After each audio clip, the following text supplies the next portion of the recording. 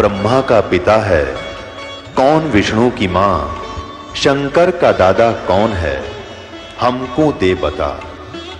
ये जानने के लिए कृपया सुनिए। जगत गुरु तत्वदर्शी संत रामपाल जी महाराज के अमृत वचन सर्व पवित्र धर्मों के पवित्र शास्त्रों के आधार पर। पुण्यात्माओं, जब इंसान के पाप कर्म बढ़ जाते हैं, बताते हैं हमें आकर के कि जी थोड़ा सा सिर में दर्द हुआ था, डॉक्टर के पास गए, सीटी स्कैन बोल दिया और उसमें जो है ना मस्तिष्क में कोई गांठ बता दी, ऑल इंडिया में भेज दिए, लाखों रुपये लग गए, सिर का ऑपरेशन हो गया और कुछ दिनों के बाद फिर जो की जो सती थी फिर होगी। एक गांठ निकाल दी तो गांठ तो और भी हो सके हैं, क्या फाइनल हो गया काम फिर इसमें? तो कहने का भाव ये है कि जब इस परमेश्वर की शरण में आप आ जाओगे, वही बीमारियां, वही रोग जो लाखों रुपए में ठीक नहीं होते थे, आपके 10, 20, 50 रुपए की दवा में आराम होना शुरू हो जाएगा। बहाना करता है परमात्मा, थोड़ी बहुत औषधि भी लेता रहे और साथ में परमात्मा की भक्ति करे, फिर देखना कैसे होता। तो पुण्यात्माओं, ऐसे बहुत से भक्त आते हैं, वो बताते हैं कि जी पहले हमारे साल भर में कम से कम भी 20,000 रुपये का मेडिकल का खर्चा होता था, डॉक्टरों का। और फिर वो बीड़ी बंडल वाले तो कहना है कि शराब वाला और बीड़ी का हिसाब लावे तो भी आदमी प्रतिदिन 10-12 रुपए की बीड़ी, और सिगरेट पीने वाला तो मेरे ख्याल में 50-100 रुपए की जो ना पी जाता है। तो महीने का हिसाब लावे तो 2-2.5 हजार रुपये ये खराब होते थे, ये बच जाते हैं। और फिर वो जो शराब पीता है उसका तो एस्टिमेटर नहीं लाया जा सकता, वो कितना नाश कर दे एक महीने में। तो परमात्मा की भक्ति में ये विकार नहीं चलते, ये आपने कंपलसरी त्यागने पड़ेंगे यदि आप परमात्मा चाहते हो और सुख चाहते हो इस लोक में भी, और फिर आपके घर में बरकत दिखाएंगे। क्योंकि हम परमात्मा की महिमा से परिचित नहीं है, हम नियत खराब करके अपने में घने समझदार बनकर और क्लेवर बनकर भगवान के लाभ को प्राप्त नहीं कर पाते हैं। उपदेश लेने के बाद भी हम अपनी चतुरता नहीं त्यागते हैं, अपनी सोच से ही, हम अपनी अटकलों से ही भगवान के विधान को भी रिजेक्ट करते रहते हैं, तो परमात्मा मदद नहीं करेगा। परमात्मा का नाम उपदेश लेने के बाद आपके अगम मगरम सब समाप्त हो जानी चाहिए, ब्लाइंड फेथ करना पड़ता है प्रभु पर। और भक्त हमेशा ही ब्लाइंड फेथ करते आए हैं परमात्मा पर, यानी पूर्ण विश्वास। जिसको अंधविश्वास कहें तो अच्छा नहीं लगेगा, पूर्ण विश्वास। अंधविश्वास कैसे करते थे कि जो गुरुजी ने बता दिया, संत ने बता दिया, हमने उसको सिरोधार्य कर लिया।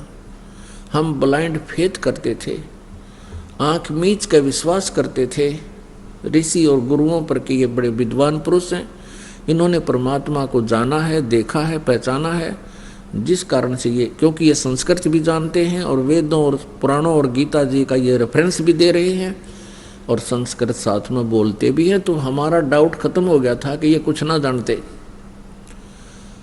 और जिस कारण से आज तक कोई भी संत रूप में पनप गया, ये श्रद्धालु उसके पास ऐसे चिपक जाते हैं जैसे दीपक के चारों ओर ये पतंग मंडराते हैं और जलकर मर जाते हैं।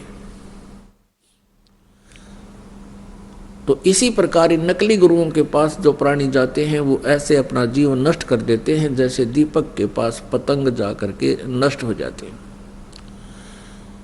उनका स्वभाव है, ऐसे श्रद्धालुओं का स्वभाव है कि वो गुरु और संत पर पूर्ण विश्वास किया करते हैं, और उस स्वभाव का दुरुपयोग कर लिया इन नकली गुरु, ऋषि और मंडलेश्वरों ने। पूरे समाज को परमात्मा से कोसों दूर कर दिया। परमेश्वर आए थे कबीर जी,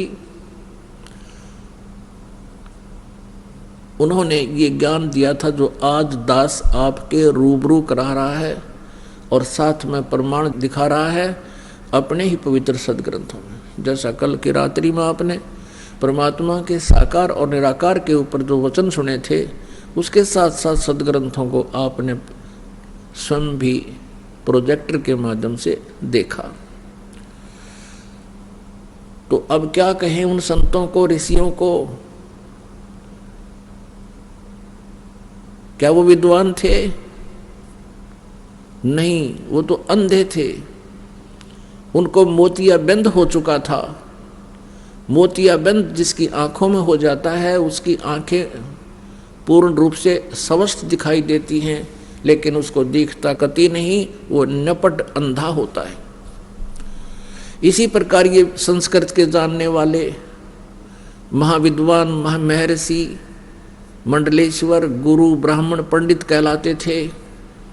इनको अपने सदग्रंथों का कै ख का भी ज्ञान नहीं था। और इसी प्रकार ये सतलोक और सचखंड की महिमा गाने वाले ये पंथ नकली, राधा स्वामी पंथ, धन धन सतगुरु पंथ, यो जय गुरुदेव पंथ, ये जितने भी संत ऋषि हुए हैं इस मार्ग में, ये सब बिल्कुल तत्व ज्ञानहीन और अज्ञानी थे। करोड़ों श्रद्धालुओं को इन्होंने मिसगाइड कर दिया, और ऐसा कर दिया अब सुनने को भी तैयार नहीं है, क्योंकि उनको वो महर्षि और परम संत, परम धनी माना करते थे। उसके विषय में परमेश्वर ने कहा है, मोती मुक्ता दर्शत नाही, ये जग है सब अंदरे, दिखत के तो नैन चश्म इनके, फेरा मोतिया बिंद्रे, मन माणिक लहर समंदरे, मुरजीवा नग सीप न सायर, वो निर्मल आनंद कंदरे। क्या बताते हैं कि मोती मुक्ता दर्शत नाही, ये जग है सब अंदरे, और दिखत के तो नैन चश्म इनका, फेरा मोतिया बिंदरे। अब ये इनको मोक्ष मार्ग, पूर्ण मोक्ष मार्ग का ज्ञान नहीं था, तत्व ज्ञान नहीं था, अपने सदग्रंथों से भी अपरिचित नहीं थे। तो इनको उस मोक्ष रूपी मोती दिखाई नहीं देता था, ये अंधे थे। और दिखत के तो नैन चश्म, आंख ते नो की नो दिखे, पर मोती इनका फेरा मोतिया बिंदरे। ये विद्वान नजर आओ थे, क्योंकि ये संस्कृत बोला करते थे, और हमारे पूर्वज अशिक्षित थे, अपनी मजदूरी करके, कोई खेती करके अपने बच्चों को पाला करते थे। लेकिन आत्मा में भगवान की इच्छा सदा से ही रही है जीव के, उसकी पूर्ति के लिए फिर काल ने ये एजेंट छोड़ रखे हैं, ये गुरु। इन्होंने ऐसा बैठा बैठा दिया, गांव के गांव बिगाड़ दिए। गुरुआ गांव बिगाड़े, संतो गुरुआ गांव बिगाड़े, ऐसे कर्म जीव कला दिए, ईब जड़े नहीं जाड़े। तो पुण्यात्माओं, आपका सौभाग्य है कि आपको इस प्राइम टाइम में मनुष्य जीवन प्राप्त है, और इस भक्ति युग में, भक्ति काल में आप जी को मनुष्य शरीर प्राप्त है, और साथ में ये यथार्थ भक्ति मार्ग मिल गया। धन्य है आपके माता पिता जिनसे जन्म हुआ। ओए होए, परमात्मा कहते हैं, या तो माता भगत जने, या दाता या सूर, और ना तैरे ले बांझड़ी, क्यों व्यर्थ गंवावे नूर। परमेश्वर कहते हैं, या तो माता भगत पैदा करे, या दान वीर हो, दानी दाता, और या सूरवीर हो। अन्यथा कहते हैं इस तरह, और ये निरे अड़ंगे पैदा करते हैं जो भक्ति से दूर हैं, और सारा दिन दुनिया ने लूटें, बूंदी अच्छी बदलावें, और भी किसी के नाक में दम रखें। कहते इनसे अच्छा तो बांध डाले, क्यों अपने नूर को भी नष्ट करे। ऐसे नालायक संतान उत्पत्ति करके। तो पुण्यात्माओं, आप के माता पिता धन्य हैं जिनसे आपका जन्म हुआ, क्योंकि आप उन्होंने भक्त जन्म दिए। और फिर आप ही दाता हो, क्योंकि दोनों हाथों दान कर रहे हो, और दान देने से आपकी भक्ति उभरती है। धर्म तो दसका नहीं, दसका माने नाश नहीं हो धर्म का, और दसके तीनों लोक यानी चाहे तीनों लोकों का नाश हो जावे, धर्म का नाश कभी नहीं होता।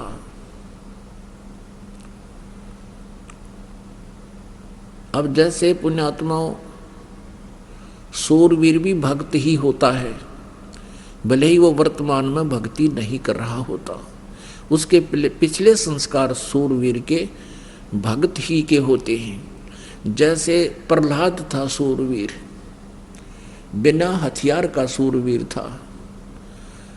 हिरण्यकशिपु ने वो जुल्म किए, कलेजा हिल जाए उनकी सारी घटना को सुनकर, लेकिन भक्त ने भगवान पर विश्वास किया और सूरवीर की तरह खड़े रहे कि कर ले पिताजी जो आपने करना है, लेकिन भगवान से दूर नहीं हो सकते।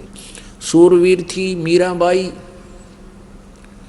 ऐसे ऐसे जुल्म किए उसके साथ, लेकिन पीछे कदम नहीं हटाया उस पुण्यात्मा ने। तो ऐसे ही बहुत जितने भी महापुरुष यहाँ जैसे सूरवीर थे, ईसा मसीह जी करस कर दिया कि कर दो, लेकिन जो मैं कह रहा हूँ वो बात सारी सच्ची है। उन दुष्ट लोगों ने अपनी रोजी रोटी के बनाए रखने के लिए संसार को, समाज को उस महापुरुष से दूर कर दिया और अंत में उसको मृत्यु के घाट उतार दिया। परमेश्वर आए थे, कबीर परमेश्वर आए थे, उनके साथ वो जुल्म किए थे इन काजी मुल्लाओं और ब्राह्मणों ने। उनकी सारी कहानी आप सुन लो, पढ़ लो। जब आपको भगवान पर विश्वास हो जाएगा, उस समय इनको पढ़ोगे तो आंखों से आंसू नहीं सूखेंगे आपके, कि हमने परमात्मा को भी नहीं बख्शा, परमात्मा के साथ भी हमने वो जुल्म किए, क्योंकि वो हमारे पिता हैं, इसलिए उन्होंने हमसे कोई दुख नहीं माना, और फिर भी वो हमारे कल्याण के लिए रह रह कराते रहते हैं, या हमारे जैसे दासों को आपके उद्धार के लिए, कल्याण के लिए भेजते रहते हैं। पुण्यात्माओं, सत्संग आने से प्राणी को ज्ञान होता है, मैं कौन हूँ, कहाँ से आया हूँ, मेरा यहाँ रहने का उद्देश्य क्या है, मेरे जीवन का उद्देश्य क्या है, मैंने टारगेट क्या बना रखा है। तो उसके बाद हम जो हम उद्देश्य मान चुके थे इस मनुष्य जीवन का, फिर उसमें परिवर्तन होता है। हमने क्या उद्देश्य मान रखा इस जीवन का, जब तक ये तत्व ज्ञान नहीं था। जैसे बच्चा स्कूल जाता है, विद्यालय में जाता है, उसका टारगेट होता है मैं अच्छी शिक्षा प्राप्त करूं, या तो बड़ा अफसर लग जाऊं, या फिर कोई अच्छा धन कमाऊं, या डॉक्टर बन जाऊं। और डॉक्टर बनना या अच्छा अफसर बनना उद्देश्य क्या होता है कि घना धन कमाऊं और बड़ी कोठी बनाऊं, फिर ब्याह करवाऊं, फिर पुत्र पुत्री प्राप्त हो जाए, संतान हो जाए, उनकी परवरिश करूं, अच्छा पढ़ाऊं लिखाऊं, फिर उनका ब्याह कर दूं और फिर वैसे मर जाऊं। ये कोई टारगेट है इसका? क्या हमने ये सोच रखा ये सारे काम हो भी सकते हैं हमारे? क्या पता कब टिकट कट जाए। अब पुण्यात्मा ये जीव परमात्मा के विधान से अपरिचित होकर के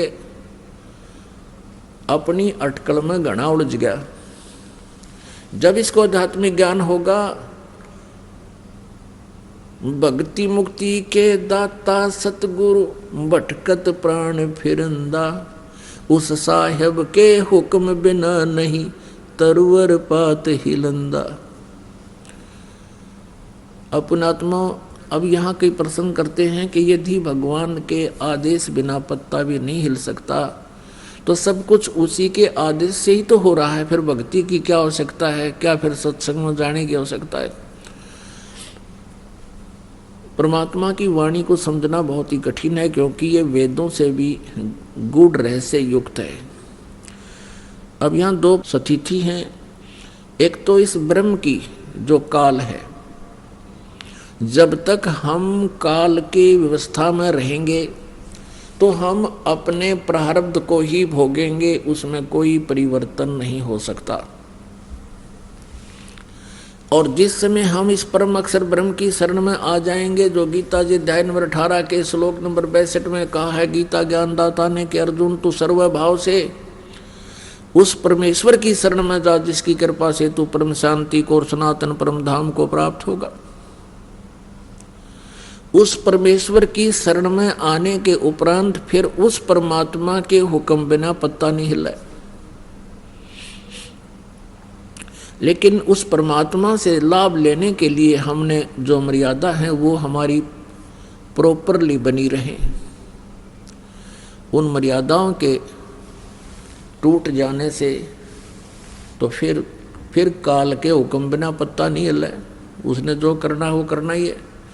तो इस प्रकार जैसे आप जी परमात्मा से दूर रहकर प्रत्येक प्राणी नो सोचा है मैं अपने बेटे और बेटियों को इतनी अच्छी शिक्षा दे दूं कि ये टॉप में आवें प्रत्येक कक्षा में, और फिर ये बड़े IAS IPS या कोई डॉक्टर इंजीनियर बन जावें। पुण्यात्माओं सभी इसी उद्देश्य से अपने बच्चों को शिक्षा दिलाते हैं। और कौन कितने क्या बनते हैं इधर आपका कभी ध्यान नहीं जाता, क्योंकि आप उस संसार के ही विचारों में ग्रस्त रहते हो। एक दूसरे से डिस्कस करके बस इतनी ही सोच लेते हो, फलाने का लड़का डॉक्टर लग गया और उसने भाई 2 साल में कोठी बना ली, फलाने का लड़का इंजीनियर लग गया बस 3 साल हुए हैं भाई वहाँ कोठी गाड़ दी, बढ़िया कार ले ली। यानी जितना वो लूटे खसोटे दुनिया में उतनी प्रेज होती है उसकी, और उसकी आगे फिर दुर्गति क्या होगी ये तत्व ज्ञान के इस जो है ना चश्मे से दिखाई देगी कि उसकी केवरान मिट्टी होगी। पुण्यात्माओं जिस भी प्राणी के भाग्य में जो लिखा उसको वही मिलेगा। कोई ये सोचे कि मेरे करने से मैं प्रयत्न करूंगा और तभी मुझे सब कुछ मिलेगा, या भूल है। प्रयत्न तो प्राणी को करना ही पड़ेगा, लेकिन परमात्मा के बिना उसको कोई लाभ नहीं हो सकता। अब जैसे हमारे समाज में अब तो बहुत फर्क पड़ता जा रहा है, बुद्धिमान व्यक्ति हो गए हैं, बेटे और बेटी में विशेष अंतर नहीं रहा। और दूसरा कारण अब ये भी हो गया है कि लड़कियों का अभाव हो गया है, ये आप अच्छी लगन लाएगी सबने। और एक विशेष व्यवस्था इस परमात्मा की कृपा से यहाँ इस आश्रम से एक विशेष व्यवस्था बनाई गई है कि जैसे हम पहले बेटी के विवाह में बहुत ज़्यादा ही दुखी हो जाया करते थे, ना जाने कितना दान करते थे फिर भी अगले का पेटा नहीं भरता था, ऐसी नीयत खराब हो गई थी। अब वो बिल्कुल समाप्त हो गई है कि लड़की का विवाह होगा हमने कुछ दान नहीं देना, और लड़के का विवाह होगा हमने 1 रुपया भी नहीं लेना, क्योंकि हम इस न्यू नहीं कोई एक वैसे फॉर्मलिटी है, या ये भगवान का विधान है कि हम एक दूसरे के कर्जे से मुक्त होना है। हम एक दूसरे का ले दे का यही फंसे रहते हैं।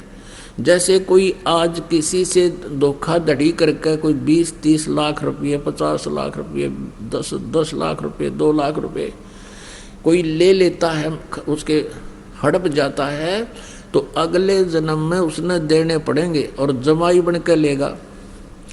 पहले जैसे क्या व्यवस्था थी कि जैसे हम आप देखा करते इन बड़े बड़े पैसे वालों को लड़की का विवाह होता था, दामाद को कार न्यारी देते थे, 2-3 लाख रुपए नगद दे देते थे, आगे कोठी बना देते थे। क्यों? वो पिछले जन्म में ले रहा था उसका, अब वो दामाद बन कर ले गया, लड़की भी ले गया और 10-20 लाख रुपये भी अपने पूरे कर लिए, और फिर मृत्यु को प्राप्त हो जाता है। एक बहुत बड़ा अधिकारी था, उसने अपनी लड़की का विवाह किया अपनी रिटायरमेंट से 6 महीने पहले, और उसको पता था कि मैं आमंत्रित करूंगा अपने अंडर जितने भी अन्य अधिकारी हैं वो आओगे, कोई 1 लाख लेकर आओगा, कोई 50,000, कोई 10,000 दिखा दिखा कर देगा। और ऐसा ही किया। फिर वो रिटायर हो गया। उस समय 3-4 लाख रुपये बेटी के ब्याह पर लगाए। ये सन 1988 की बात है, 89 की। उस समय 3-4 लाख तो आज के 30-40 लाख समझो। अब लड़की का ब्याह कर दिया, 3-4 लाख रुपए लगाए, और कर्मचारी अधिकारी कोई 2,000, कोई 10,000, कन्यादान को 20,000, कोई 50,000। और फिर क्या हुआ, उस विवाह के 6 महीने के बाद उसको तलाक दे दिया उसके पति ने। अब उस झटके में उसने पता था इब तया 4 लाख में लड़की ब्याही है और दोबारा ब्याहूंगा तो 8 लाख लगेंगे, हार्ट अटैक होगा, मर गया। अरीब के बनेगा, अब गधा बनेगा वो। और जिससे ले रखे थे उसका लठ मारेंगे, डोवेगा। परमात्मा के विधान से जब हम परिचित हो जाएंगे, हमने विष दिखाई देगा ये किसी से पैसा लेना, तो पुण्यात्मा इस प्रकार से ये स्थिति बदलेगी। तो पहले जो ये व्यवस्था थी उस समय कोई भी लड़की का जन्म नहीं चाहता था। विवाह होते ही ये सोचा करता भगवान संतान हो और पुत्र हो। अब वो चाह रहा था कि पुत्र हो, लेकिन पुत्री का को जन्म हुआ। फिर दूसरी बार देखा है भगवान अब के तो दया करे परमात्मा, पुत्र हो, और वह भी पुत्री होगी।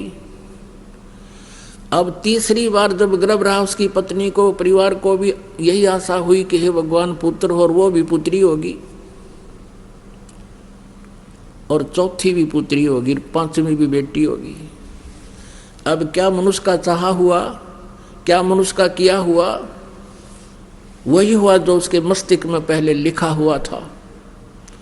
तो यहाँ अगर कोई ये सोचे तो इसको कहते हैं उस साहेब के हुक्म बिना नी तरवर पाथ हिलंदा।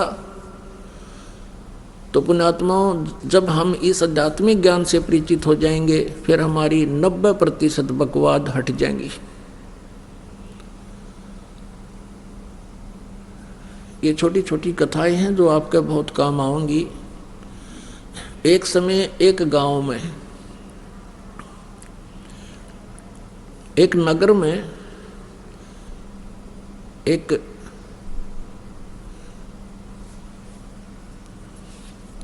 सेठ रहता था, और उसने अपने गुरुजी से जो ज्ञान प्राप्त किया था उससे ये पता लग गया था कि भाई अब ये व्यवसायिक जो लोग होते हैं ये इन्हें देखा करें कि अभी कहाँ मुझे लाभ होगा, इन मोक्ष से कोई लेना देना नहीं होता। तो उसने ये पता पूछ लिया अपने गुरुजी से जब सत्संग कर रहे थे। फिर बाद में पूछा कि गुरुजी, यूँ कहते हैं कि जैसे इस जन्म में किसी ने किसी से पैसा ले लिया और वो नहीं दे सका, तो अगले जन्म में वो 1000 गुना करके वापस देना पड़ेगा। कहा बेटा ऐसा ही होता है। तो उस लाला जी ने क्या कराया, अपना बोर्ड लगा दिया दुकान के आगे कि अभी कर्ज ले जाओ, जिसने कर्जा चाहिए, किसी ने लोन चाहिए ले सकता है, लेकिन अगले जन्म में लूंगा, इस जन्म में लूं कोई ना।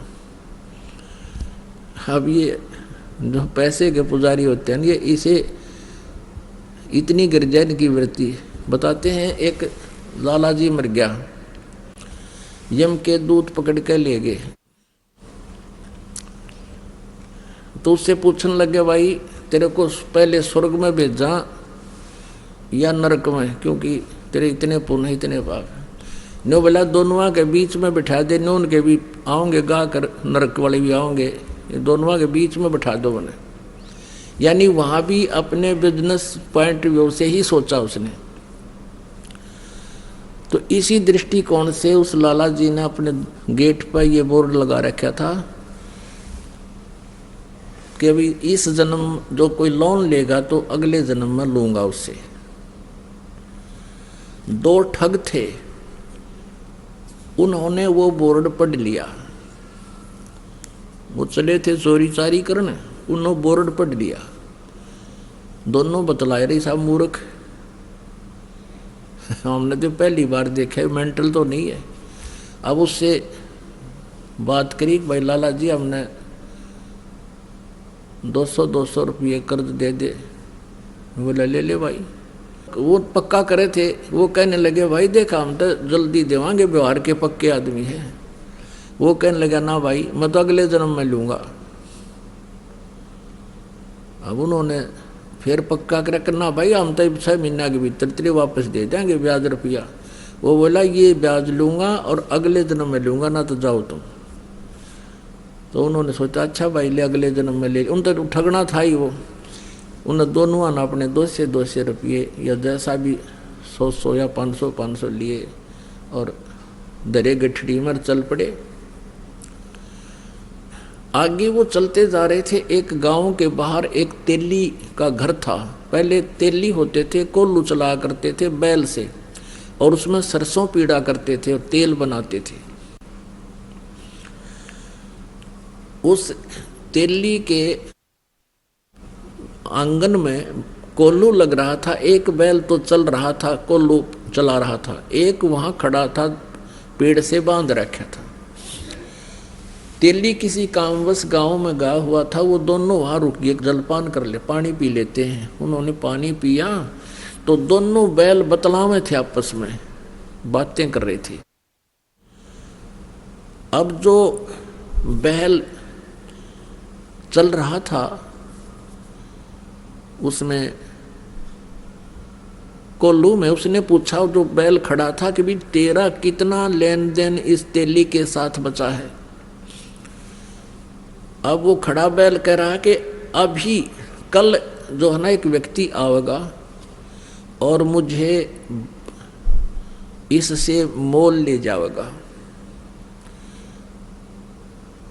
200 या 400 रुपये में। वो उस तेली का वो इतने पैसे मांगता है, और वो जो मुझे लेने आएगा वो मेरे 1200 रुपये मांगता है। उसके सारा हिसाब किताब लाकर 1200 रुपये ब्याज ब्यूज के हो रहे हैं। और वो फिर क्या होगा, मुझे यहाँ से ले जाएगा। आगे एक राजा ने हाथियों का युद्ध करवा रखा होगा आपस में भिड़ंत, और उसमें इनाम रखा होगा 12 रुपये का रखा हुआ है। मुझे वो ले जाएंगे तो उनका वो तमाशा देखने लग जाएंगे हाथियों के झगड़े लड़ाई को, और मैं उस हाथी को हरा दूंगा जिसने सबको पराजित कर दिया होगा, और फिर मुझे 1200 रुपये का इनाम मिलेगा मेरे उस मालिक को जो यहाँ से ले जाएगा। मेरी मृत्यु हो जाएगी, मेरा और उसका हिसाब बराबर हो जाएगा। भाई मैंने पिछले जन्म में उसने जो ना 20 रुपये लिए थे, आज वो 1200 हो गए।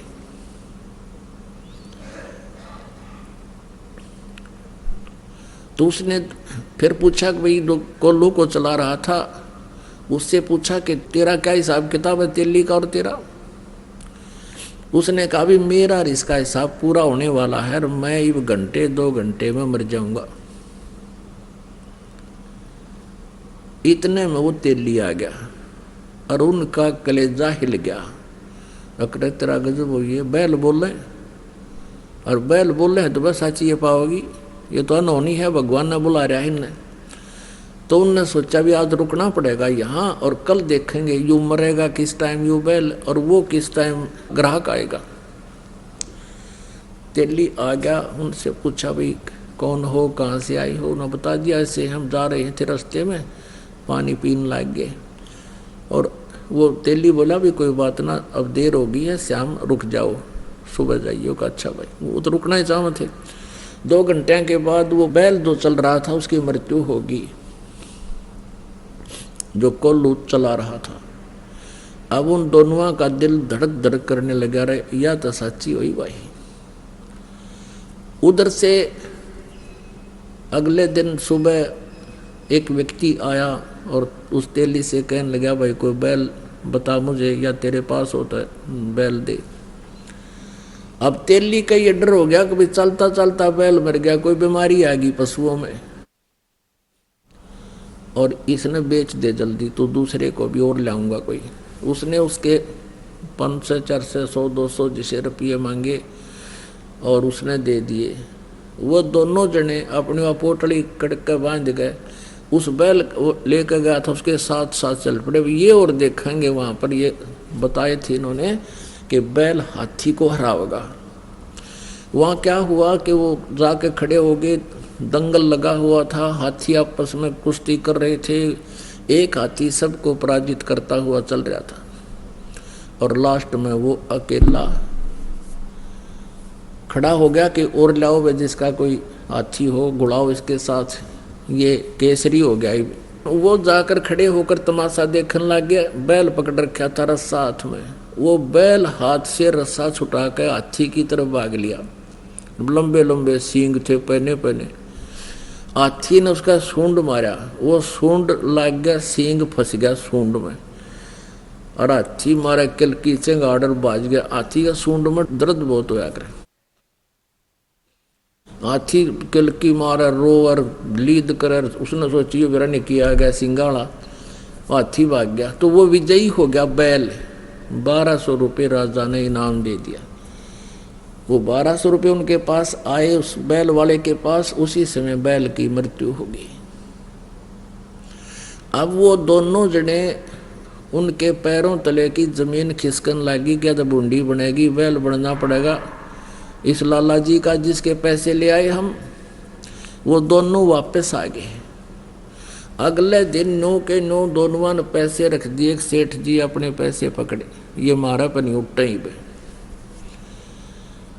लाला जी ने ठाकर बाहर गली में फेंक दिए। अकमार मेरे लेखे कितने ले जाओ, आम ना मैं ना लूँ, अगले जन्म में लूँगा। और वो ठाठा उल्टे जरे उसके हाथ जोड़े, लाला जी माफ कर दे, अगले जा मैं ना लूँ कती भी। वो बाहर फेंक गए। उन्हें सोची बड़ा साका होया भाई। अब वो उठा कर उसने वैसे तो गिरे क्यों कर, क्योंकि देना पड़े, वो तो बहुत सुरक्षित रखने पड़े उनको, कदे को छीन भी ना ले जा, थारे बचाव रखें। तो उसने सोचा भी साधु संतों के पास इसका कोई समाधान होता है। एक संत कहीं बैठा था, वहां पहुंच गए और कहने लगे महाराज जी हम एक कसूते संकट में फंस गए, कोई समाधान बताओ। सारी कहानी बता दी। अब वो संत बोला भाई एक काम करो, इसका कोई धर्म पुण्य में ला दो उस लाला जी के नाम पे। तुम यूं करो,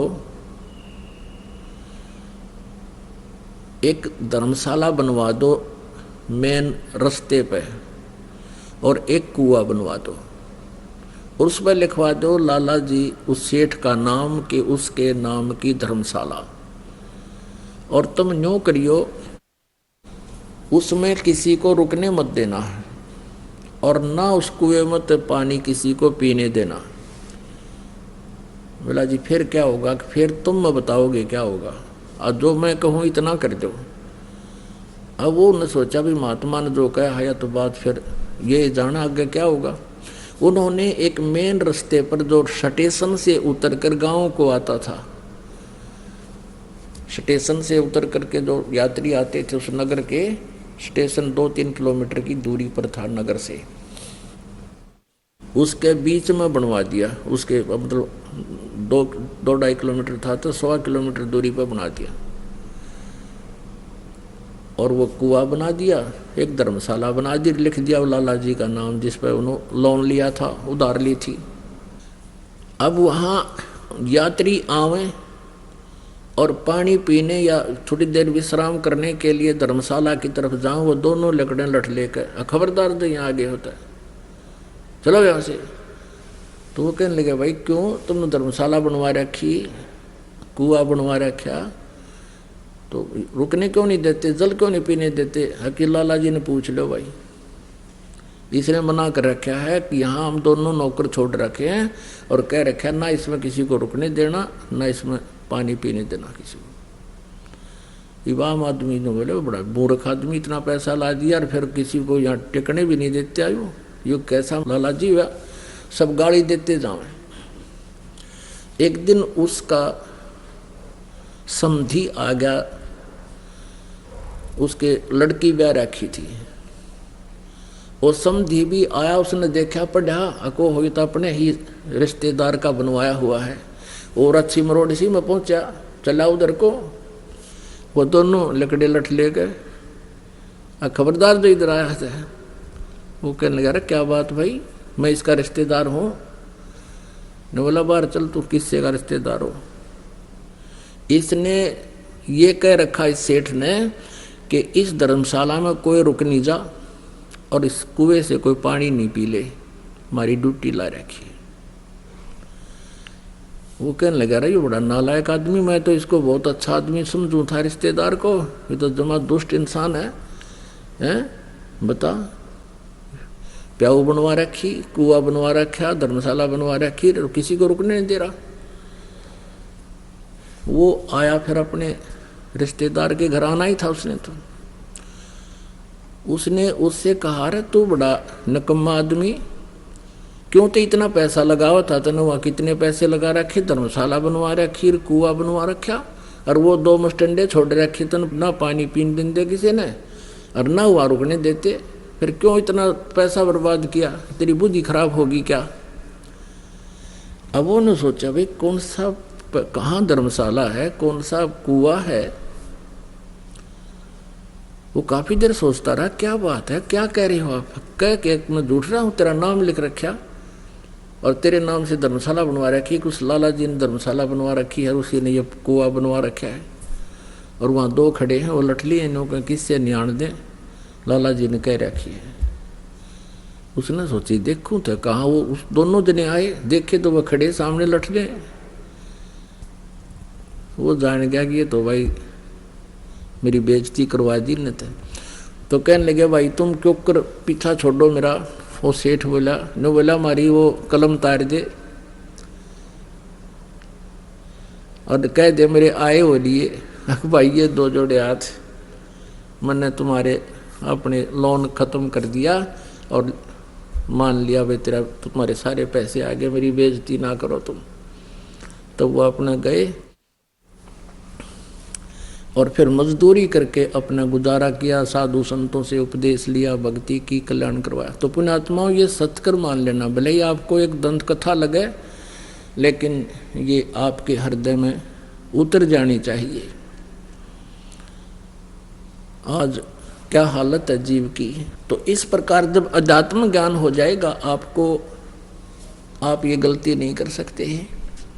ये दास देख रहा है, पहले शराब पिया करते थे, ताश खेला करते थे, दुनिया ने लूटा करते थे, 2 के 20 बनाया करते थे, चाहे कोई दूध बेचता था या कोई दुकानदार था, और दूनी बिरान माटी हो रही थी उनकी।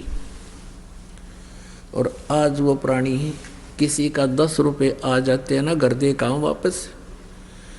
एक बहन बता रही थी कि मैंने एक लाला जी से कपड़ा लिया, उसने रेट बताया, कम बत्ती करके जो हमारा फाइनल रेट हुआ वो 200 रुपये का हुआ, और मैंने उसको 1000 का नोट दे दिया, उसने मेरे को 1250 रुपये वापस दे दिए, क्यों करके उसका धोखा लगा। तो मैंने उस टाइम तो ध्यान रहा नहीं, और घर आके देखा कि मैं तो इतना का सामान लाई हूँ, इतना पैसा मेरे पास, ये फालतू आ गया सेठ का। अगले दिन गई और उसके वापस पैसे दिए उसने, जितने भी वो फालतू थे। वो उसके मुंह का नहीं देखा है, ए बेटी तू तो देवी उतर रही है, यहाँ तो ठा ले जा, वापस देने की बात दूर से। जब दाव लग जाता है कि मैं और भी ठा ले जा लोग, और तू वापस देना आ गई, मेरा तो याद भी ना थे। तो पुण्यात्माओं, इस प्रकार फिर आप के पास किसी का एक नया पैसा भी हजम नहीं हो सकता। आत्मा नहीं मानना आपकी, क्योंकि इसको पता है फिर के दुर्गति होगी और कैसे पूरे करने पड़ेंगे। गधा बन के कुम्हार के घर पे ये प्राणी उसके पूरे करेगा, और फिर कितना कष्ट उसके ऊपर से गुजरेगा वही जाने।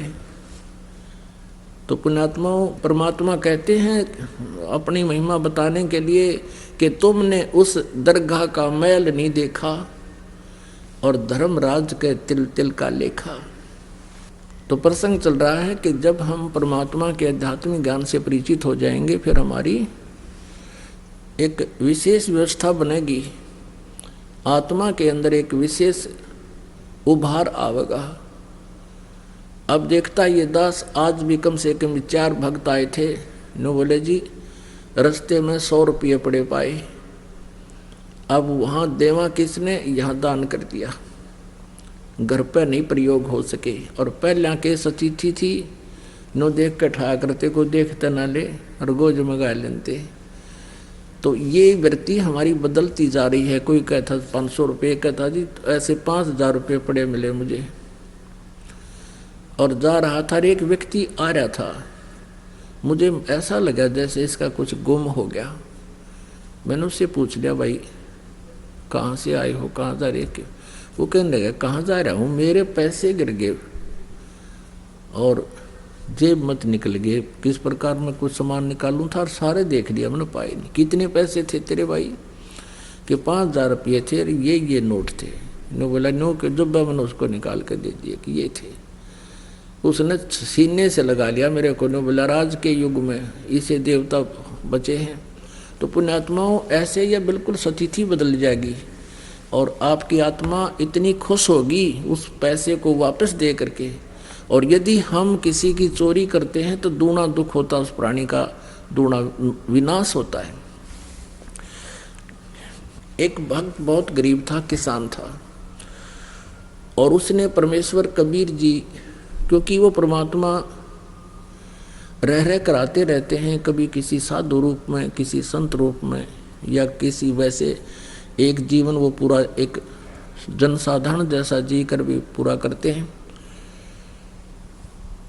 तो वो गरीब आदमी था। वो कहने लगा महाराज जी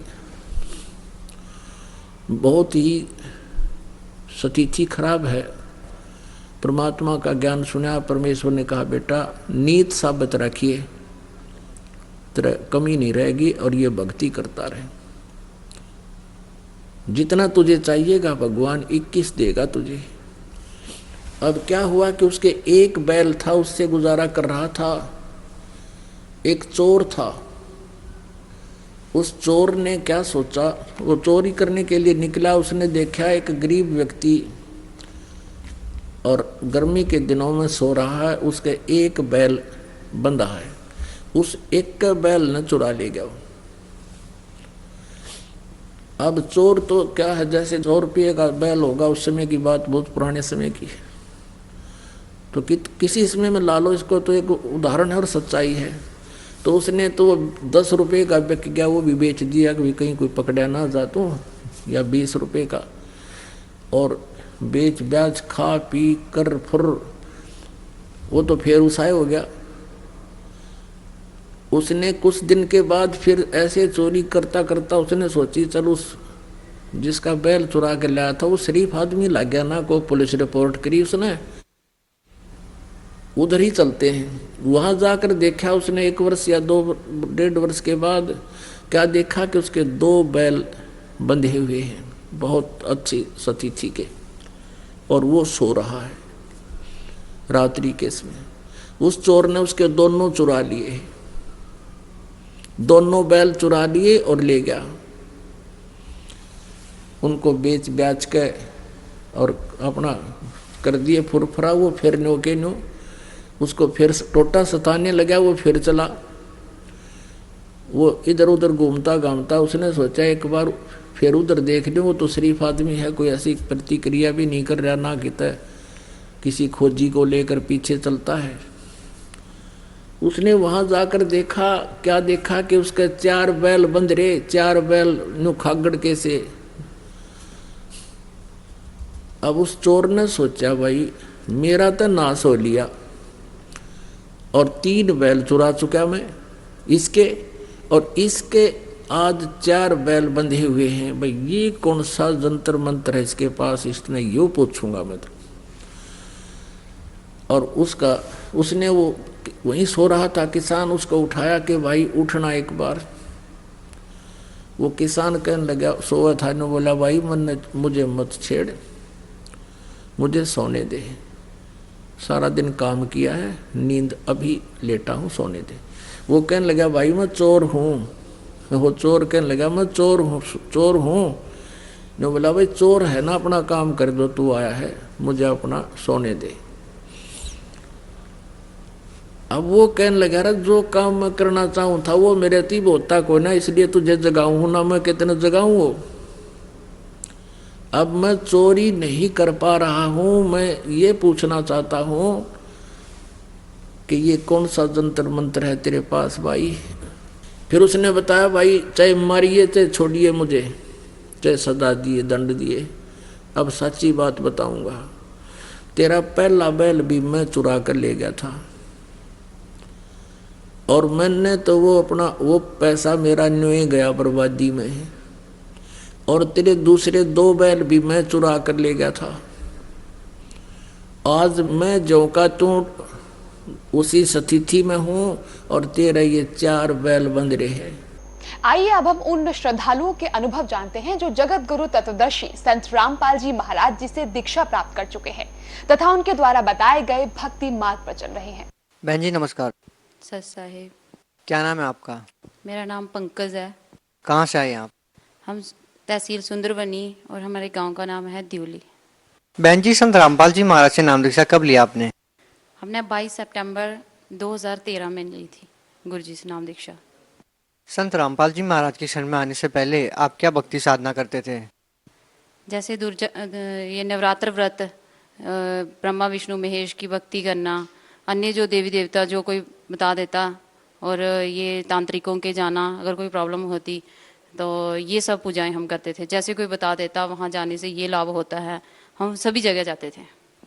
जो साधनाएं आप करते थे उनको करने से आपको क्या लाभ मिला?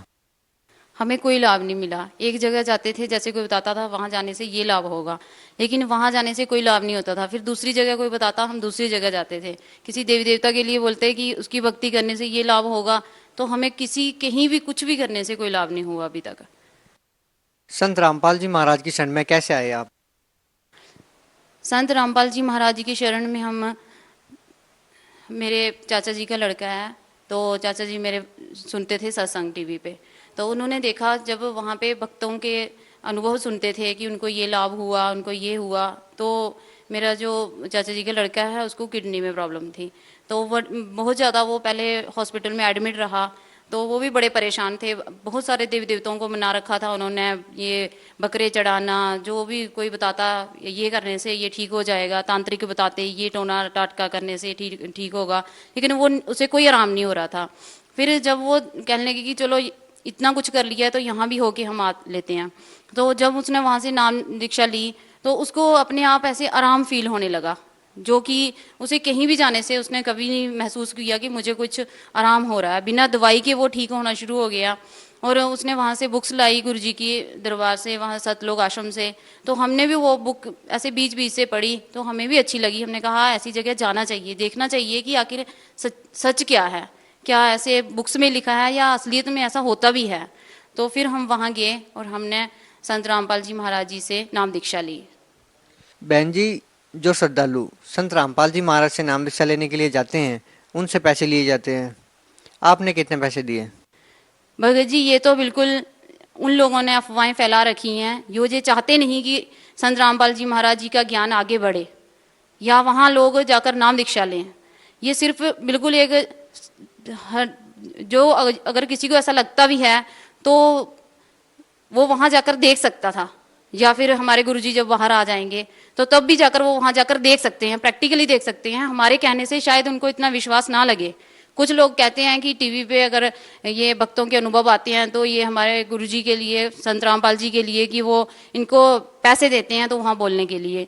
ये भी बिल्कुल झूठ है। जो चाहते नहीं कि गुरुजी का ज्ञान चले, ये जो नकली गुरु हैं वो अपने जो हैं अपने जो शिष्य हैं उनको दाएं बाएं ना जाने के लिए, कि वहीं ये भटक ना जाए, हमारे दरबार को छोड़ के हमें जो इतनी आमदनी हो रही है हमारी बंद ना हो जाए, इसलिए ये अफवाहें फैला रखी हैं। बहन जी, संत रामपाल जी महाराज से नाम दीक्षा क्यों लिया आपने? हिंदुस्तान में बहुत सारे धर्मगुरु हैं। सर, हमने पहले भी एक गुरु बना रखे थे। जैसे हम ग्रंथों में पढ़ते थे कि जैसे गीता जी में लिखा, हमने बचपन से मैं पढ़ती थी कि वहाँ लिखा हुआ था कि गुरु जो है, गुरु के बिना गति नहीं है। तो हमने पहले एक गुरु बना रखे थे, हमारे सुंदरबनी में ही है वो। तो उन्होंने हमें शिव जी की भक्ति के लिए कहा था कि वे शिव जी की भक्ति करनी है, माता पार्वती की। उन्होंने हमें मंत्र भी दिया था कि आप ये ओम ह्रीम नमः शिवाय मंत्र का जाप करो। हम वो भी करते थे। फिर ऐसे मन में होता था कि देखो, हम गुरु को तो हमने बना लिया, अगर गुरु बिना गति नहीं है तो फिर हम अन्य साधनाएं क्यों करते हैं, जैसे श्राद्ध निकालना, अन्य देवी देवताएं को भी पूजना। तो जब भी हम अगर गुरु जी की भक्ति करते तो ऐसे वो उनका जो मंत्र जाप करते थे तो ऐसा लगता था कि अब पता नहीं दुर्गा जी की नहीं आज भक्ति हो पाई है, मतलब कि एक जगह ध्यान मन टिकता नहीं था हमारा। बहन जी, जैसा कि आपने बताया कि पहले आपने किसी और को गुरु बना रखा था, अब संत रामपाल जी महाराज से नाम दीक्षा ले ली। हमने ये भी सुना है कि गुरु बदलना पाप है, गुरु नहीं बदलना चाहिए। कहीं ना कहीं आपको लगता है कि गुरु बदल के आपने कोई ना कोई गलती की है, पाप किया है? जी, ऐसा बिल्कुल भी नहीं है। गुरु तो कहते हैं कि वो है जो हमें परमात्मा का मार्ग बताए, हमें सही रास्ता दिखाए, ईश्वर का प्राप्ति का रास्ता बताए। वैसे तो गुरु हमने बना रखे थे, अन्य साधनाएं भी करते थे, लेकिन आत्मा में, मन में संतुष्टि नहीं होती थी। ऐसा लगता था कि नहीं, ईश्वर कोई और है, ईश्वर कोई एक है, जो जिसे मानने से हमें ये अन्य कुछ भी करने की जरूरत नहीं है, ऐसा लगता था। और हमने जब गुरु जी का ज्ञान सुना, गुरु जी से नाम दीक्षा ली, उनके द्वारा बताई गई भक्ति की, तो हमें ये लगा कि हाँ, ये सच है। जो भक्ति हमारे गुरुजी बताते हैं कि लोग कहते हैं वो देवी देवता छुड़वा देते हैं, वो ये करवा देते हैं, इन्होंने अब ऐसे कर लिया, धर्म बदल लिया। तो अगर कोई ये वही कहते हैं जिन्हें पता ही नहीं हमारे गुरुजी की भक्ति वो क्या बताते हैं, क्या साधना है। तो जब हमने ये करके देखी है, हमने ये सब जाना है, गुरुजी के ज्ञान को जाना है कि वहाँ बिल्कुल सही भक्ति बताते हैं। ऐसे तो हमें लगता था जैसे हम किसी दिन दुर्गा की व्रत रख लेते थे, नवरात्र व्रत रख लिया, शिवरात्रि का व्रत रख लिया, तो तब ऐसे लगता था नहीं, आज माता की भक्ति नहीं हो पाई। हमारे गुरुजी जो भक्ति बताते हैं उसमें सभी देवी देवता आ जाते हैं। बहन जी, हर श्रद्धालु अपनी भक्ति को सही मान के कर रहा है। आप किस प्रकार डिफाइन करेंगे कि वो भक्ति ठीक कर रहे हैं या नहीं कर रहे हैं, या संत रामपाल जी महाराज ने जो भक्ति आपको दी है वही ठीक है? संत रामपाल जी महाराज जी जो भक्ति बता रहे हैं बिल्कुल गीता के अनुसार है, वेदों के अनुसार है। जितने भी हमारे ये गुरु ग्रंथ साहिब हैं, कुरान शरीफ हैं, इनके अनुसार है। उन्होंने प्रमाण सहित बता दिया कि ईश्वर कौन है और वो किस प्रकार हमें मिल सकता है। और इससे और बड़ी बात क्या होगी। बाकी तो जहाँ जाओ कोई रामायण की कथा सुना देता है, कोई महाभारत की कथा सुना देता है, वहां जाकर ऐसा लगता है कि ये तो हमने पहले भी सुन रखी है, यहाँ हम आकर अपना टाइम क्यों वेस्ट कर रहे हैं। तो अब जैसे ही दुनिया में जितना ज्यादा व्यवस्था भी बढ़ गई है, तो गुरुजी का जब ज्ञान सुनते हैं तो ऐसा लगता है कि ये कहाँ से, ये तो हम खोज रहे थे। तो हमें ये बात अच्छी लगी गुरुजी का ज्ञान सुनकर, और हमें प्रमाण मिला कि परमात्मा क्या है, और हमारी जो मन में आत्मा को ये शांति मिली कि वाकई परमात्मा है और कैसा है वो, हमारे गुरुजी के ज्ञान से ही हमें पता चला। बहन जी, संत रामपाल जी महाराज से नाम दीक्षा लेने के बाद आपको क्या लाभ मिले?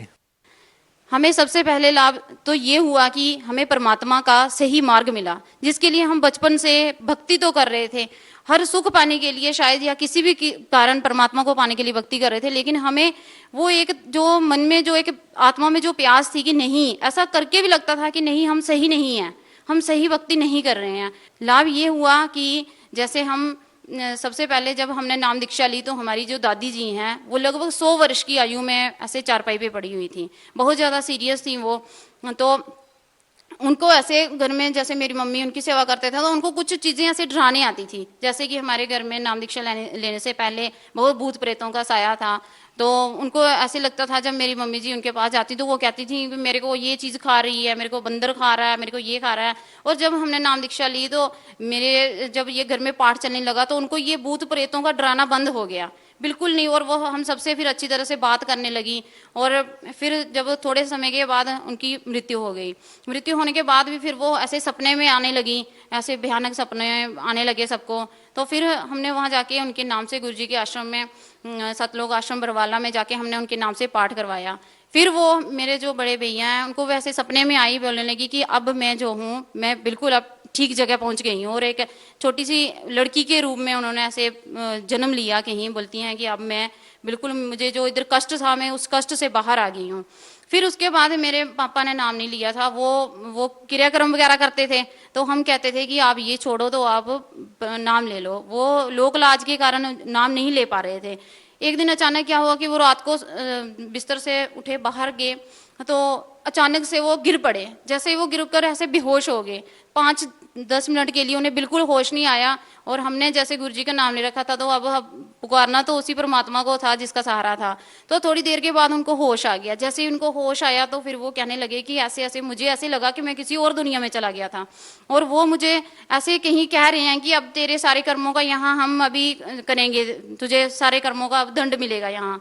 तो फिर जब उन्हें समझ आया कि वो भी इतनी भक्ति, इतने व्रत वगैरह करते थे कि कोई व्रत नहीं छोड़ते थे, एकादशी का व्रत, पूर्णमासी का व्रत, नवरात्र व्रत, सभी बिना खाए भूखे रहकर फिर कहते थे कि देखो अगर ये है तो इसका मतलब, फिर उनको भी विश्वास हुआ कि इन्होंने नाम लिया है, जो सत्संग सुनते थे उन्हें विश्वास हुआ, फिर उन्होंने नाम दीक्षा ली। तो मेरा छोटा बेटा है जो वो हमेशा ऐसे बीमार रहता था, निमोनिया की शिकायत रहती थी उसे, तो हमने वहाँ गुरुजी के सतलोक आश्रम बरवाला में जाके प्रार्थना लगवाई और वो बिल्कुल स्वस्थ हो गया। कभी भी फिर हमें डॉक्टर के पास बार बार जाने की, या उसकी चेस्ट ठीक नहीं रहती थी, कभी कोई चीज़ खा लेता वो भी उससे वो बीमार हो जाता। अभी बच्चे सब कुछ खाते हैं और मुझे खुद सिर दर्द नहीं जाती थी, सिर दर्द बिल्कुल नहीं, और रात को ऐसे सपने में भयानक भयानक से ऐसे सपने आते थे, बच्चों को भी कुछ डराता था। और जब से हमने नामदान लिया है गुरुजी से तो बिल्कुल कोई हमारे घर में ऐसे भूत प्रेत का कोई साया, कोई कुछ भी नहीं हुआ हमें अभी तक। तो एक लाभ हमें ये हुआ कि अभी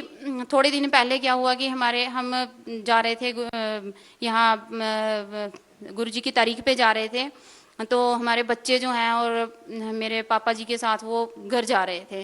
तो हाईवे पे रास्ते में क्या हुआ कि अचानक से रात के टाइम उनकी जो गाड़ी है वो फुटपाथ से टकरा गई, और इतने जोर से गाड़ी टकराई कि पीछे जो गाड़ी थी उन्होंने देखा जब, तो उन्होंने कहा कि अब इसमें से एक भी जो है बंदा बचने वाला नहीं है। तो परमात्मा ने ऐसी कृपा की, हमारे संत रामपाल जी महाराज जी की इतनी दया हुई कि बच्चों को बिल्कुल, बच्चे सोए हुए थे, ऐसे सोए से जागे बच्चे, किसी को कुछ पता नहीं चला कि क्या हुआ है, बिल्कुल गाड़ी को खरोंच नहीं आई किसी भी बंदे को, मम्मी पापा को, एक भगत जी हमारे जम्मू के थे वो साथ में बैठे हुए थे, बिल्कुल किसी को कुछ भी नहीं हुआ। जबकि अब वो जो पीछे वाली गाड़ी के वाले जो बंदे देख रहे थे वो कहते हैं कि जब गाड़ी टकराई तो इतनी जोर से आवाज आई और गाड़ी के टायरों में से इतनी आग निकली कि लगता नहीं था कि इसमें से अब कोई बंदा भी बच पाएगा, लेकिन परमात्मा की इतनी दया हुई कि किसी को खरोंच तक नहीं आई। जी, आप भगत समाज को क्या संदेश देना चाहेंगे?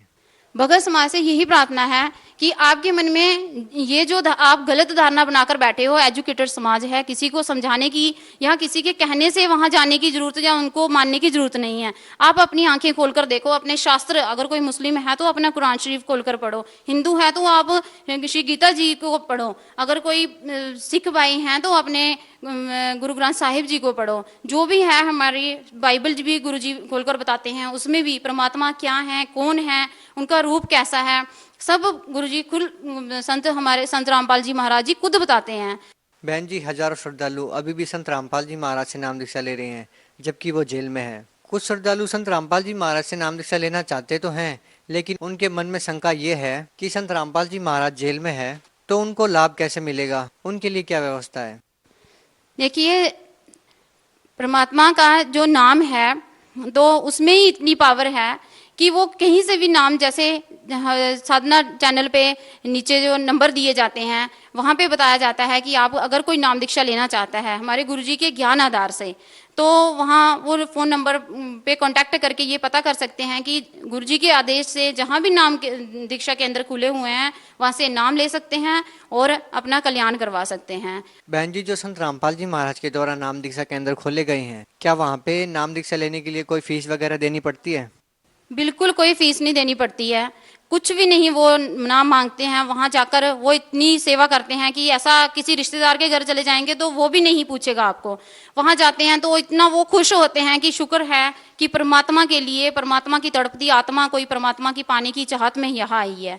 वो इतनी उनके मन में सेवा भाव है कि वो कोई वहां पैसा नहीं दिया जाता, ना वो मांगते हैं, वो तो उल्टी हमारी सेवा करते हैं, हम पर खर्च करते हैं, वो हमसे मांगते नहीं है। बहुत बहुत धन्यवाद सत साहिब जी।